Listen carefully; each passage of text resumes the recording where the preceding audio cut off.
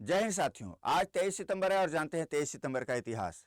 23 सितंबर 1965 को संयुक्त राष्ट्र के आह्वान पर भारत और पाकिस्तान के बीच युद्ध विराम की घोषणा की गई थी, जिससे 1965 के युद्ध का अंत हो गया।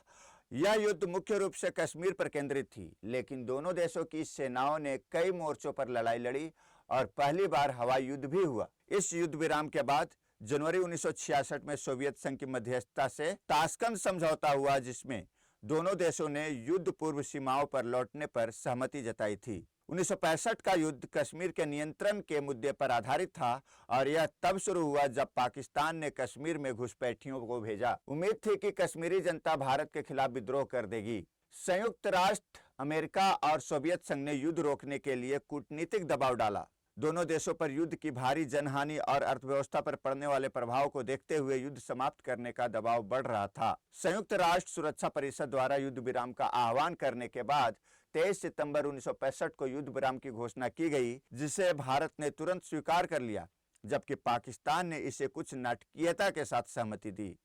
युद्ध विराम के बाद जो घटनाएं हुई उसके बारे में जानते हैं।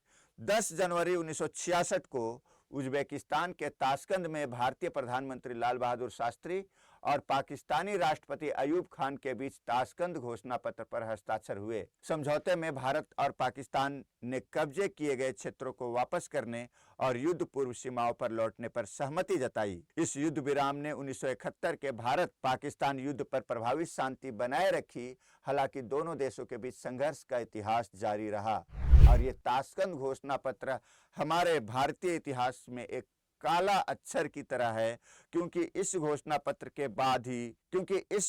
पत्र पर हस्ताक्षर करने के बाद अगले दिन हमारे प्रधानमंत्री लाल बहादुर शास्त्री जी का हृदयाघात से मृत्यु हो गई। हालांकि यह संशय में है कि यह मृत्यु हृदयाघात से हुई थी या कोई और कूटनीतिक चाल थी। धन्यवाद। इस तरह के खबरों के लिए जुड़े रहिए बिहार अड्डा 24/7 के साथ।